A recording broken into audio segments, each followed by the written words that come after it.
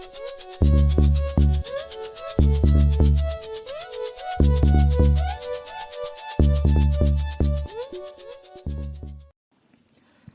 हिंद दोस्तों, मैं कुमार रणविजय आप सभी का इस सेफ योर एक्शन क्लास में बहुत बहुत स्वागत करता हूं। दोस्तों, आप सभी लोग Estilo trading India private limited company में बड़े सपने लेकर आए हैं, जैसे बड़ा घर, महंगी गाड़ी, देश विदेश यात्रा, महंगे होटल रेस्टोरेंट में जाना इत्यादि। ये सभी सपने आपके कैसे पूरे होंगे? तो सिंपल है, ये सपने तभी पूरे होंगे जब आपका बड़ा चेक होगा, यानी कि आपकी इनकम बड़ी आएगी। बड़ी इनकम कब आएगी? जब आपकी टीम बड़ी होगी। और टीम कब बड़ी होगी? जब टीम का आधार मजबूत होगा। और दोस्तों, टीम का आधार कब मजबूत होगा? जब टीम का आधार एक अच्छे आदर्श पर रखा जाए। आपके टीम ट्री की शुरुआत आपसे होती है। आप जिस तरीके से आदर्श स्थापित करेंगे, वैसे ही आपके टीम में लोग आपको डुप्लीकेट करते हैं। जिस तरीके से आम के पेड़ के फल से आम का ही पेड़ जन्म लेता है, ठीक उसी प्रकार से आपके टीम में जो भी लोग होंगे वे आपके ही डुप्लीकेट होंगे। इसलिए आपके टीम ट्री के ओरिजिन आप हैं। एक आदर्श टीम के लिए कैसा ओरिजिन होना चाहिए, आज इस टॉपिक पे हम बात करेंगे। दोस्तों, कहते हैं actions speak louder than words. कथनी से अधिक करनी बोलती है। इंसान सबसे ज्यादा देखकर सीखता है। आप किसी बच्चे को, बिल्कुल छोटा सा बच्चा है, इतना छोटा बच्चा जिसे हम, जो चल नहीं सकता, जिसे हम गोद में लेके घूमते हैं, एक ऐसे बच्चे को आप कहेंगे बेटे अंकल को बाय करो, तो वो क्या बाय करेगा? वो नहीं करता है, क्योंकि उस बच्चे को बाय का मतलब ही नहीं पता होता है। लेकिन अगर उस बच्चे को हाथ उठाकर आप बाय करते हैं तो वो भी वैसा ही करता है, क्योंकि वो देखकर एक्शन से सीखता है। एक शेर अपने बच्चे को शिकार करना कैसे सिखाता है? क्या बोलकर सिखाता है? क्या पढ़ाकर सिखाता है? वो हमेशा एक्शन से सिखाता है। उसी प्रकार आप भी अपनी टीम को अपने एक्शन से ज्यादा सिखाते हैं। किसी भी इंसान की ट्रेनिंग उस वक्त स्टार्ट हो जाती है जब आप पहली बार उसे प्रेजेंटेशन के लिए इनवाइट करते हैं।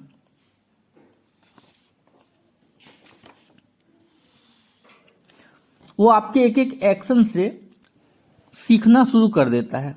तो आइए समझते हैं हमारा एक्शन कैसा होना चाहिए। Be happy and excited. खुश और उत्साहित रहें। अगर आप एक अच्छी टीम बनाना चाहते हैं तो सबसे पहले आपको खुश रहना होगा। खुश रहने से जो भी आपके साथ रहेगा वो आपके हैप्पी नेचर से बहुत इम्प्रेस होगा, क्योंकि आज के समय में हर किसी को कोई ना कोई टेंशन रहता ही है। जब आप पहली बार किसी को इनवाइट करने के लिए कॉल करते हैं तो आपका हैप्पी नेचर सामने वाले को काफी इम्प्रेस करता है। इनवाइट करने के लिए आपको how to invite class attend करनी चाहिए। जब आपका पहला इंप्रेशन अच्छा होगा तो गेस्ट आपसे घुलने मिलने में ज़्यादा टाइम नहीं लगाएगा और अपनी प्रॉब्लम और डाउट आपके सामने रख पाएगा, जिससे आप आसानी से समझ जाओगे कि सामने वाला क्या सोच रहा है।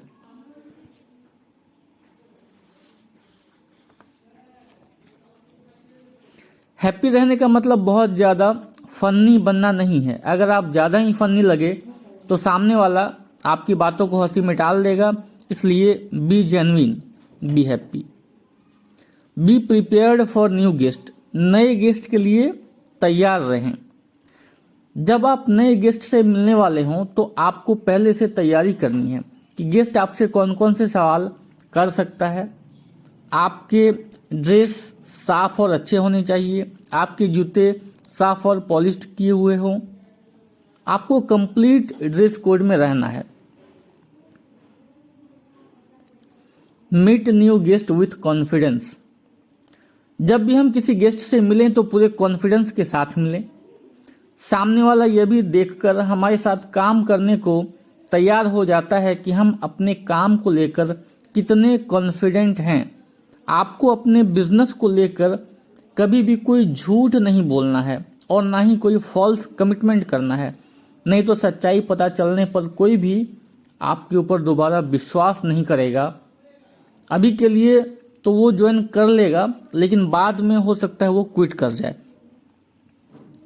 इसलिए कभी भी आप गेस्ट के साथ कोई भी फॉल्स कमिटमेंट ना करें, कोई भी झूठ ना बोलें। और जब भी आप अपने नए गेस्ट से मिले, जब भी आप अपने नए गेस्ट से पहली बार मिले, तो पूरे कॉन्फिडेंस के साथ मिले।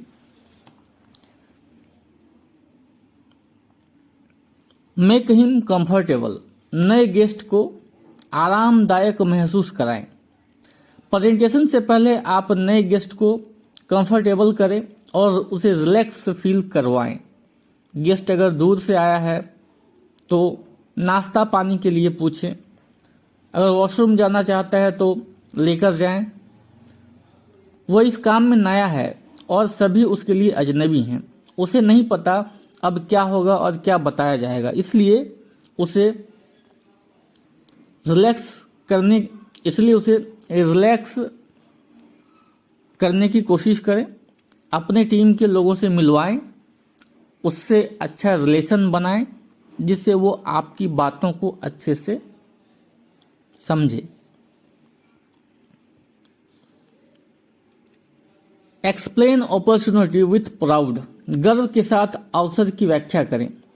कोई भी ऑर्डिनरी कंपनी या ऑर्डिनरी प्लान के साथ ज्वाइन नहीं करना चाहेगा, और वो कंपनी या प्लान ऑर्डिनरी है या स्पेशल, ये आपके प्रेजेंटेशन पर निर्भर करता है। आप जितने प्राउड के साथ कंपनी और प्रेजेंटेशन के बारे में बताएंगे, उतने ही अच्छे तरह से सामने वाला आपकी कंपनी और प्लान के साथ जुड़ेगा। इसलिए आप उस सीनियर का एडिफिकेशन करें जो प्रेजेंटेशन लेने आ रहा है। आप गेस्ट को बताएं कि आज बहुत ही अच्छा दिन है, आज कंपनी के काफ़ी सीनियर पर्सन प्रेजेंटेशन लेने आ रहे हैं, उनको काफ़ी एक्सपीरियंस है इस काम का। आपको बताना है प्रेजेंटेशन के दौरान मोबाइल ऑफ रखना है और बीच में सवाल नहीं करना है। जो भी सवाल होंगे वो प्रेजेंटेशन के बाद काउंसलिंग के सेशन में आप पूछ सकते हैं। याद रखें, डायरेक्ट सेलिंग में एडिफिकेशन का बहुत ज़्यादा महत्व है। जब तक आप किसी को रियलाइज नहीं कराएंगे कि आप उसे कहाँ लेकर आए हैं, तब तक आपकी पूरी की पूरी मेहनत 100% रंग नहीं लाएगी। इसीलिए रियलाइज कराना बहुत ही। Introduce with senior for counselling, परामर्श के लिए सीनियर के साथ परिचय करवाएं। दोस्तों, प्रेजेंटेशन के बाद आपको नए गेस्ट को अपने सीनियर्स से काउंसलिंग के लिए परिचय कराना होता है। आपको यहाँ पर सीनियर से मिलाने से पहले अपने सीनियर का आइडेंटिफिकेशन करना जरूरी है। जिस सीनियर से आप नए गेस्ट को मिलवाएं, उस सीनियर को आप पहले बता दें गेस्ट के बारे में और गेस्ट के बैकग्राउंड के बारे में आप बता दें, जिससे उसकी काउंसलिंग करने में आपके सीनियर को आसानी होगी। गेस्ट को बता दें आपके मन में अगर कोई सवाल है तो आप पूछ सकते हैं, जिससे अगर गेस्ट के मन में कोई सवाल होगा तो वो सवाल गेस्ट पूछेगा और आपके सीनियर के द्वारा जब उसको जवाब मिलेगी तो वो उस जवाब से पूरी तरीके से संतुष्ट होगा और वो आगे काम को करने के लिए पॉजिटिव रहेगा। गिव ए पॉजिटिव क्लोज, सकारात्मक समापन दे। नए गेस्ट को काउंसलिंग के बाद फॉर्म पढ़कर भरने को कहें और वेरिफिकेशन के लिए तैयार करें। फॉर्म अगर भरने में गेस्ट को परेशानी हो रही हो तो उसकी मदद करें और परिचयकर्ता का आईडी नंबर सही फॉर्म पर भरने को कहें। अगर परिचयकर्ता का आईडी नंबर गलत हो जाता है तो गेस्ट की बिलिंग किसी दूसरे आईडी नंबर के नीचे हो जाएगी, जो बाद में कभी चेंज नहीं होगी। इसीलिए आप भी खुद से फॉर्म को चेक कर लें। इस प्रकार एक पॉजिटिव क्लोज दें। फिर से मैं रिपीट कर रहा हूं इस बात को, अगर किसी गेस्ट के फॉर्म पे परिचयकर्ता का आईडी नंबर गलत हो जाता है तो फिर वो कभी भी चेंज नहीं होता और वो गेस्ट किसी दूसरे नेटवर्क ट्री से किसी दूसरे नेटवर्क ट्री में चला जाता है, जो कि बाद में कभी भी चेंज नहीं होता।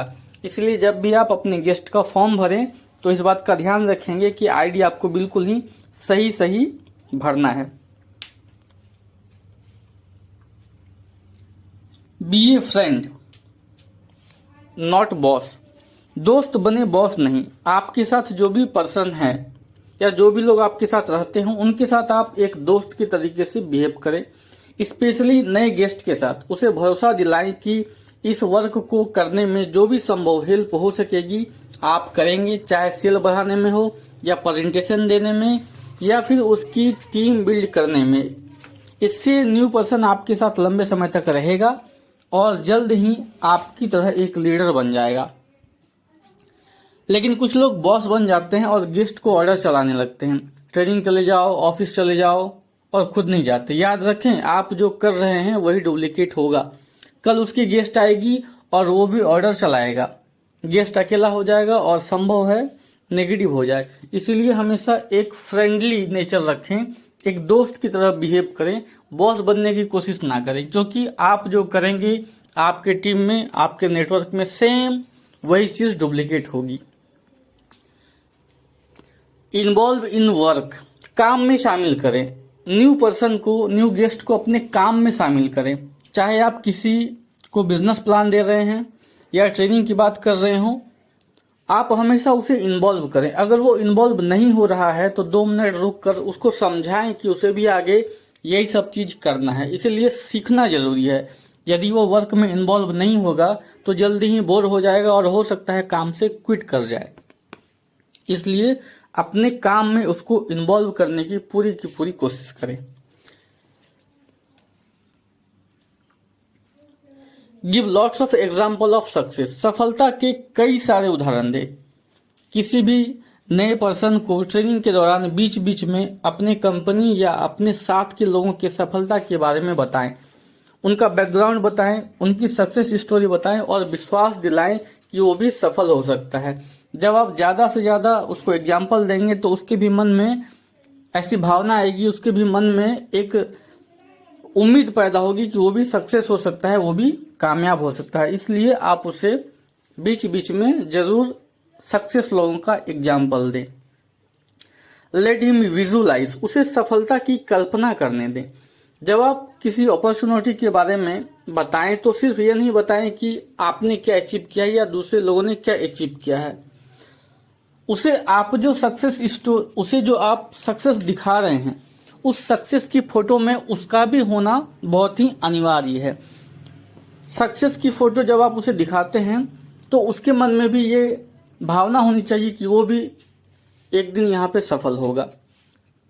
जब तक वो अपने आपको सक्सेस होते हुए कल्पना नहीं करेगा तब तक उसके अंदर सफल होने का जज्बा पैदा नहीं होगा। इसलिए उसे विजुलाइज करवाने की कोशिश करें कि वो भी सफलता के रास्ते पे चलने वाला है। उससे उसके ड्रीम के बारे में पूछें, उसका ड्रीम क्या है, उसके सपने क्या हैं, और उसे डायरी में लिखवाएं। उसकी डायरी में उसके सपने को लिखवाने के बाद एक डेट निर्धारित करें कि वो अपने सपनों को कब तक पूरा करना चाहता है। उससे पूछकर डेट उस सपने में डालें और सही टाइम और डेट लिखने में उसकी मदद करें। जब आप उसके सपने के साथ सही टाइम और सही डेट लिखते हैं तो एक टारगेट बन जाता है, उसके दिमाग में भी एक टारगेट रहता है कि मुझे इतने दिनों में इस टारगेट को पूरा करना है, और वो उस टारगेट के लिए काम करता है। देखिए दोस्तों, जो नया गेस्ट आता है, जो न्यू गेस्ट है, उसे ये नहीं पता कि कौन सा सपना कितने दिनों में पूरा हो जाएगा। जो बड़े सपने हैं, जैसे कि आपको पता है सपने भी 3 तरह के होते हैं, एक शॉर्ट टर्म, एक मिडिल टर्म, एक लॉन्ग टर्म। तो उसका जो सपना है वो कौन से ग्रुप में आता है? क्या उसका सपना शॉर्ट टर्म है? जैसे अगर मैं बात करूं मोबाइल खरीदना, एक छोटा सा ड्रीम है मोबाइल खरीदने का सपना। लेकिन अगर मैं बात करूं कि एक बाइक खरीदना है, घर बनाना है, तो ये सब आपके घर बनाने का सपना जो है वो लंबे समय का सपना है। तो इस तरीके के जो सपने हैं वो कब तक पूरे होंगे? मान के चलिए कोई व्यक्ति अगर बाइक खरीदना चाहता है, तो एक व्यक्ति अगर बाइक खरीदना चाहेगा तो उसके पास कम से कम महीने के 20 से 25 हजार रुपये उसकी आमदनी होनी चाहिए, उसका इनकम होना चाहिए। तो आप उसके सपने में वो कब तक कौन सा प्रमोशन लेगा और उसके बाद वो उस सपने को पूरा कर सकता है, ये आप भली भांति जानते हैं। इसलिए जब भी आप उसका ड्रीम उसे लिखवाएं तो टारगेट, तो उसमें डेट लिखने में आप उसकी मदद करें। Make him feel he can do this, उसे एहसास करवाएं कि वो ये कर सकता है। जब आप नए गेस्ट को विजुअलाइज करवा देते हैं तो उसके मन में बस एक ही डाउट रहता है कि क्या वो भी सक्सेस हो पाएगा। अब आपको उसे समझाना पड़ेगा कि कोई भी अचीवर, सफल लोग जन्म से ही सक्सेस नहीं होते हैं। चाहे वो दुनिया का सबसे अमीर आदमी ही क्यों ना हो, सब कुछ यहीं पर आकर सीखा जाता है और कई बार तो फेल भी होते हैं, लेकिन बार बार प्रैक्टिस करके कोई भी सफल हो सकता है। कहते हैं ना, practice makes a man perfect. दोस्तों, हमारा बिजनेस डुप्लीकेशन का है। हम जो भी एक्शन करेंगे हमारी टीम भी वैसा ही करेगी। इसलिए कोई एक्शन करने से पहले आप ये अपने आप से पूछें, आप जो कर रहे हैं क्या आप चाहते हैं कि आपकी टीम करे? अगर जवाब यस है तो कीजिए, अगर जवाब नो है तो बिल्कुल नहीं करना है। क्योंकि एक बार जो टीम ने डुप्लीकेट कर लिया तो ये कहाँ तक जाएगा ये कोई नहीं जानता है। कभी कभी ऐसा हो सकता है कि आपको ऊपर से कोई गलत एक्शन देखने को मिले, हमें उस एक्शन को वहीं पर खत्म कर देना है, उसे हमें अपने टीम में जाने नहीं देना है। ऐसे तो होता नहीं है कि आपको कोई एक्शन ऊपर से कुछ गलत देखने को मिले, लेकिन फिर भी अगर मान लीजिए कभी ऐसा कुछ होता है तो आपको उस एक्शन को वहीं पर खत्म कर देना है, उसे नीचे कभी नहीं जाने देना है, क्योंकि इसका इम्पैक्ट फिर आपकी टीम में बुरा पड़ेगा। इसको समझने के लिए एक छोटी सी कहानी मैं आपके साथ शेयर करता हूँ। एक डॉक्टर साहब थे जिनके दो बेटे थे। पहला जिनका नाम प्रिंस और दूसरा जिनका नाम बंटी। प्रिंस और बंटी दोनों बड़े होकर डॉक्टर बने, अपने पिताजी की तरह वो लोग भी डॉक्टर बनते हैं। बंटी जब अपने क्लिनिक से वापस आता तो शराब पीकर आता और कॉलोनी के लोगों को गाली गलौज करता था। वहीं दूसरी ओर प्रिंस अपने क्लिनिक से जब आता तो अपने बच्चों के साथ खेलता, अपने पड़ोसियों से अच्छे रिश्ते रखता था। बंटी से जब पूछा गया कि आप अपने आसपास के लोगों से क्यों झगड़ते हैं तो बंटी ने जवाब दिया, ये सब मैंने अपने पिताजी से सीखा है। वो भी डॉक्टर थे और वो शराब पीकर आते थे और पड़ोसियों से लड़ते थे, झगड़ते थे, हमें भी मारा पीटा करते थे। इसलिए मैंने ये सारी चीजें अपने पिताजी से सीखी है। प्रिंस से जब पूछा गया आपके रिश्ते इतने अच्छे कैसे हैं आपके पड़ोसियों से, आप अपने भाई की तरह नहीं हैं, आप बिल्कुल अलग हैं, तब प्रिंस ने कहा मेरे पिताजी भी डॉक्टर थे और उनके रिश्ते अपने आसपास के लोगों से कभी अच्छे नहीं रहे, जिससे हमें बचपन में बहुत दिक्कत होती थी। लोग कहते थे वो देखो शराबी डॉक्टर का बेटा स्कूल जा रहा है। मेरे बच्चों को इस तरीके की कोई परेशानी ना हो इसलिए मैं शराब नहीं पीता और ना ही किसी से झगड़ा लड़ाई करता हूँ। दोस्तों, बंटी और प्रिंस एक ही पिता के संतान हैं। दोनों ने अपने पिता की अच्छी क्वालिटी को अपनाई और दोनों डॉक्टर बने, लेकिन बंटी ने बुरी क्वालिटी को भी अपना लिया और प्रिंस ने सिर्फ अच्छी क्वालिटी को ही अपनाया। ठीक आपको भी अपने अपलाइन की सिर्फ अच्छी एक्शन को ही डुप्लीकेट करना है, बुरी एक्शन को कभी भी डुप्लीकेट नहीं करना है। अगर आपने बुरी एक्शन को डुप्लीकेट किया तो आपकी टीम को ही नुकसान होने वाला है। हमारी कंपनी के कुछ कार्डिनल रूल्स हैं जिसे हम प्रधान या बुनियादी नियम कहते हैं, जो आपको फॉलो करना है। ये रूल्स आपको एक आदर्श टीम बनाने में आपकी हेल्प करेगा, आपकी मदद करेगा। तो आइए समझते हैं वो कार्डिनल रूल, वो प्रधान रूल, वो बुनियादी नियम कौन से हैं। पहला, never join anyone with your money. कभी भी अपने पैसे से किसी को ज्वाइन ना करें। कभी भी कोई भी व्यक्ति अगर वो कहता है कि आप अपने पैसे से हमें ज्वाइन करा दीजिए तो आप ऐसी गलती कभी ना करें, क्योंकि अगर आप अपने पैसे से किसी व्यक्ति को आईडी एक्टिव कराते हैं, ऐसे तो ज्वाइनिंग बिल्कुल फ्री है, लेकिन अगर आप किसी व्यक्ति की आईडी एक्टिव कराते हैं अपने पैसे से तो वो व्यक्ति आपके साथ काम नहीं करेगा। आपके कहने से भले एक दो प्रेजेंटेशन के लिए लोगों को इनवाइट कर भी दे, पर अगर रिजल्ट पॉजिटिव नहीं आया तो वो काम को छोड़ देगा और आपके पैसे भी नहीं लौटाएगा। तो आपके पैसे का भी नुकसान होगा और रिश्ते खराब होंगे, वो अलग। इसीलिए ऐसा ना करें, अपना पैसा लगाकर किसी को भी आईडी एक्टिव, किसी का भी आईडी एक्टिव ना कराएं। Never finance anyone at your own risk. कभी भी किसी को अपने रिस्क पर पैसा ना दिलवाएं। दोस्तों, अगर आप किसी को अपने रिस्क पर पैसा दिलवाएंगे तो वो भी व्यक्ति काम नहीं करेगा। वो आपके कहने पर ज्वाइन तो कर लेगा, आईडी एक्टिव भी करा लेगा, लेकिन सीरियसली काम नहीं करेगा। आपने जब अपने रिस्क पर पैसा दिलाया है तो वो समझेगा उसके काम करने से आपको फायदा होने वाला है। आप जहां से उसे पैसे दिलवाएंगे वो भी आपको जानता है, तो पैसे की वसूली भी वो आपसे ही करेगा। तो फाइनली परेशानी आप ही को होगी। इसलिए कभी भी किसी को अपने रिस्क पर पैसे ना दिलवाएं। Never do anything new without checking your upline. कभी भी अपनी अपलाइन की सलाह के बिना कुछ भी नया ना करें। आप जो भी नया कर रहे हैं वो आपकी टीम के लिए अच्छा भी हो सकता है और बुरा भी हो सकता है, इसलिए कुछ भी नया टीम में करने से पहले अपने अपलाइन से एक बार जरूर संपर्क करें, एक बार जरूर परामर्श कर लें, उसके बाद ही अपनी टीम में कुछ भी आप नया करें। Never pass any negative to your downline and cross line. कभी भी कोई नेगेटिव बात अपने डाउनलाइन और क्रॉस लाइन को ना कहें। आपके मन में कोई डाउट है या कोई नेगेटिव बात हो तो उसे अपने अपलाइन के पास जाकर डिस्कस करें और अपने डाउट को क्लियर करें। नेगेटिव बात चाहे जो भी हो उसे डाउन लाइन और क्रॉस लाइन के सामने ना कहें, क्योंकि नेगेटिव बात को फैलने में टाइम नहीं लगता है और बाद में आप कितनी भी पॉजिटिव बात कर लें उसे आप उस नेगेटिव बात को 100% रिप्लेस नहीं कर सकते। इसलिए कभी भी कोई भी अगर आपके मन में डाउट है या कोई नेगेटिव बात चल रही है तो आप अपने अपलाइन के पास जाके उस चीज को क्लियर करें। Never miss anybody's ego. कभी भी किसी के आत्मसम्मान को ठेस ना पहुंचाएं। इस दुनिया में सबका अपना आत्मसम्मान होता है, चाहे वो गरीब से गरीब इंसान हो या अमीर से अमीर इंसान।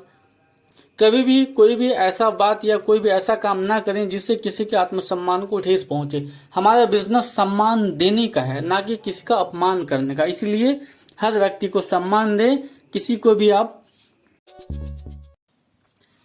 Never miss anybody's money. किसी के पैसे का कभी भी कोई मिसयूज या कोई दुरुपयोग ना करें। किसी के पैसे के साथ कभी गड़बड़ी ना करें। किसी के पैसे का अगर आप दुरुपयोग करते हैं तो उसकी नजर में आप हमेशा के लिए गलत हो जाते हैं। फिर वो इंसान आपके ऊपर कभी भी विश्वास नहीं करेगा। आपकी इमेज उसकी नजर में हमेशा के लिए खराब हो जाएगी। इसलिए आप कभी भी किसी के पैसे का मिसयूज ना करें। अगली चीज है नेवर कंप्लेन ऑलवेज कम्प्लीमेंट। शिकायत कभी नहीं, हमेशा प्रशंसा। कभी किसी की शिकायत ना करें, हमेशा उसकी प्रशंसा करें। शिकायत करने से लोग हमसे दूर होते हैं और प्रशंसा से लोग जुड़ते हैं। लेकिन ध्यान रहे, हद से ज्यादा प्रशंसा भी ना करें, वरना लोग आपको सीरियस नहीं लेंगे। फिर लोग समझेंगे ये तो सभी की प्रशंसा करता है, ये सभी लोगों से ऐसे ही बात करता है। इसलिए आपको जो आपको सही लगता है आप सही प्रशंसा करें उसकी। कभी भी वो कहते हैं ना बहुत ज्यादा बड़ाई करना, तो बहुत ज्यादा भी किसी की बड़ाई आपको नहीं करनी है। आपको प्रशंसा जरूर करनी है लेकिन हद से ज्यादा नहीं। Never condemn always communicate. कभी निंदा ना करें, हमेशा जानकारी दें। कभी भी किसी बात पर किसी की निंदा ना करें, हमेशा जानकारी दें। अक्सर लोग एक दूसरे की टांग खींचने में लगे रहते हैं और अपने आप को बड़ा साबित करने में लगे रहते हैं। आपको ऐसा नहीं करना है। अगर किसी के पास किसी विषय की जानकारी नहीं है तो उसकी निंदा ना करें कि तुम्हें ये नहीं आती, तुम्हें वो नहीं आती। ऐसे में आपको जानकारी देना है, ना कि किसी की टांग खींचनी है। हमेशा कोशिश करें व्यक्ति को जानकारी देने की। निंदा करने से जो है लोग आपसे दूर जाएंगे, कभी आपसे वो नजदीक नहीं आएंगे। चलिए आगे जो अगला पॉइंट है वो ये है नेवर क्रिटिसाइज ऑलवेज कॉपरेशन। आलोचना कभी नहीं, हमेशा सहयोग करें। अक्सर कोई अगर सफल होने लगता है तो लोग ईर्ष्या करने लगते हैं उससे। ईर्ष्या में आके लोग उसकी आलोचना करने लगते हैं। आपको हमेशा उस सफल व्यक्ति की सहयोग करनी है, क्योंकि अगर एक भी उदाहरण प्रस्तुत हो गया तो सफल लोगों की लाइन लग जाएगी। इसलिए आलोचना नहीं, सहयोग करना है आपको। लोग क्या करते हैं, जब कोई व्यक्ति सफल होने लगता है, अगर कोई व्यक्ति है जिसका काम बहुत स्पीड से चल रहा है, वो सफल हो रहा है, उसके प्रमोशंस हो रहे हैं, तो लोग उससे ईर्ष्या करने लगते हैं। सबसे पहले तो ये गलत क्वालिटी है, एक गलत गुण है किसी से ईर्ष्या करना। अगर आप ईर्ष्या करेंगे तो कल की डेट में जब आपकी प्रमोशन होगी तो फिर आपको कौन सहयोग करेगा, फिर लोग आपसे भी ईर्ष्या करेंगे। तो ऐसा कोई मैसेज ना दे टीम में। जो व्यक्ति सफल हो रहा है, जिसके टीम में अच्छा काम हो रहा है, आप उसका सहयोग करें, क्योंकि कल की डेट में जब वो व्यक्ति एक उदाहरण प्रस्तुत करेगा सबके सामने में तो उसकी तरह लोग बनना चाहेंगे। लोग चाहेंगे कि लोग सफल हों। इसलिए आप कभी भी किसी की आलोचना ना करें, हमेशा सहयोग की भावना रखें। वैसे भी हमारा काम एक टीम वर्क का काम है, तो सभी लोगों की हेल्प करें, सहयोग की भावना रखें। Never use alcohol, dirty jokes and vulgarity. कभी उपयोग ना करें शराब, गंदा मजाक, अश्लील शब्द। दोस्तों हमारा बिजनेस एक फैमिली बिजनेस है और स्टीलो एक परिवार है। हम ऐसा कभी नहीं चाहेंगे कि हमारे परिवार में कोई गलत आदत पड़े। हमारे बिजनेस का सबसे बड़ा दुश्मन है शराब। शराब आपकी पूरी टीम को खराब कर सकता है, इसलिए कभी भी शराब प्लस बिजनेस एक साथ नहीं चल सकता। कभी भी ऐसी आदत ना लगाएं जिससे कि लोग इन बुरी, ऐसे भी शराब पीना एक स्वस्थ इंसान के लिए भी हानिकारक ही होता है। तो शराब प्लस बिजनेस एक साथ बिल्कुल भी नहीं चल सकता, बिल्कुल भी नहीं हो सकता। कभी भी गंदे मजाक का इस्तेमाल टीम में ना करें और अश्लील शब्दों का उपयोग भी ना करें। इससे अच्छे लोग आपको पसंद नहीं करेंगे और आपकी छवि भी खराब हो जाएगी और टीम पर बहुत ही बुरा इम्पैक्ट पड़ेगा इसका। तो इन सभी बातों का ध्यान रखें। कभी भी आपको शराब यूज नहीं करना है। आपको गंदे जोक्स और अश्लील शब्दों का इस्तेमाल टीम में नहीं करना है। दोस्तों अब एक छोटी सी कहानी के साथ इस क्लास को मैं समाप्त करना चाहूंगा। आपने कभी रोड पर एक्सीडेंट देखा है? आज के समय में जब कभी रोड एक्सीडेंट होता है तो लोग क्या करते हैं? कोई फोटो खींचता है, कोई वीडियो बनाता है, कोई लोगों को इकट्ठा करता है। इससे क्या होता है? इससे समस्या बढ़ती है, ना कि समस्या का समाधान होता है। जिस व्यक्ति का एक्सीडेंट हो गया है, जिसको दर्द हो रहा है एक्सीडेंट की वजह से, क्या उसका दर्द कम होगा? वो घायल हो तो क्या वो ठीक हो जाएगा? ऐसा नहीं है। लेकिन लोग फोटो खींच रहे हैं, वीडियो बना रहे हैं, लोगों को इकट्ठा कर रहे हैं। उन्हीं में से कोई एक ऐसा व्यक्ति होता है जो एम्बुलेंस को कॉल करता है, एम्बुलेंस आती है और जिनका एक्सीडेंट हुआ है उन्हें लेकर चली जाती है। यहां दो तरह के लोग हैं। एक वो जो समस्या फैला रहे हैं, एक्सीडेंट हो गया, एक्सीडेंट हो गया, और कुछ नहीं करते। दूसरे वो जो समस्या के समाधान पर काम करते हैं और एम्बुलेंस को कॉल करते हैं। दुनिया में हर जगह आपको दो तरह के लोग मिलेंगे। पहला वो जो कि समस्या को फैलाएंगे, दूसरा वो जो समस्या के समाधान के ऊपर काम करेंगे। आपको कौन सी टीम में रहना है? आपको समस्या फैलाने वाली टीम में रहना है या समस्या का समाधान करने वाली टीम में रहना है? ये आपका फैसला है। आपको समस्या फैलाने वाला बनना है या समस्या का समाधान ढूंढने वाला बनना है, ये आपको फैसला करना है। कभी भी किसी भी समस्या को फैलाने से किसी का कोई भला नहीं होता। समस्या का समाधान क्या है? तो हम समस्या के समाधान के ऊपर काम करेंगे। समस्या जो भी हमारे सामने आती है, उस समस्या का हम समाधान किस तरीके से कर सकते हैं, इसको मैं एक छोटे से उदाहरण के साथ आपको समझाता हूं। मान के चलिए आप जिस फ्रेंचाइजी में, जिस ऑफिस में, जहां पर भी आप काम करते हैं, वहां पे हॉल में कोई बल्ब है जो कि फ्यूज है। अब वहां पे भी दो तरह के लोग होंगे। पहला इंसान है जो ये कहेगा कि यहाँ के जो फ्रेंचाइजर हैं, यहाँ के जो मैनेजर हैं, जो इंचार्ज हैं, वो इतना पैसा कमाते हैं, एक बल्ब नहीं चेंज कर सकते। दूसरा व्यक्ति आएगा, वो बोलेगा हाँ बहुत कंजूस है। तीसरा व्यक्ति कुछ बोलेगा, चौथा व्यक्ति कुछ बोलेगा, पांचवा व्यक्ति कुछ बोलेगा। तो इससे क्या हो रहा है? इससे समस्या फैल रही, समस्या का समाधान नहीं हो रहा है। समस्या का समाधान क्या था? आप वहां के जो भी मैनेजमेंट है, जो भी वहां की देख रेख करते हैं, उनके पास जाते, उनसे कहते कि सर हॉल में एक बल्ब फ्यूज हो गया है जिससे अच्छा इंप्रेशन नहीं पड़ रहा है, लोग बातें कर रहे हैं, तो उस बल्ब को चेंज करना है, बताइए मैं क्या कर सकता हूं। उसके बाद जो भी आपको ऊपर से आदेश आता है कि ठीक है आप जाइए बल्ब लेके आ जाइए, उसको चेंज कर दीजिए, या वो अपने स्टाफ को भेजेंगे और उस बल्ब को चेंज कर देंगे, समस्या का समाधान हो गया। तो दोस्तों हमेशा समस्या फैलाऊ केंद्र नहीं बनाना है, समस्या का समाधान करना है। उम्मीद करता हूं इस पूरे सेशन में आपको ये बात समझ में आ गई कि आप जैसा करेंगे आपके टीम में, आपके नेटवर्क में वही चीज डुप्लीकेट होगी। तो कुछ भी करने से पहले एक बार जरूर सोच ले, समझ लें, क्योंकि आप जो भी करेंगे वही चीज आगे डुप्लीकेट होगा। बाकी इस क्लास को इसी बिंदु के साथ, इसी पॉइंट के साथ समाप्त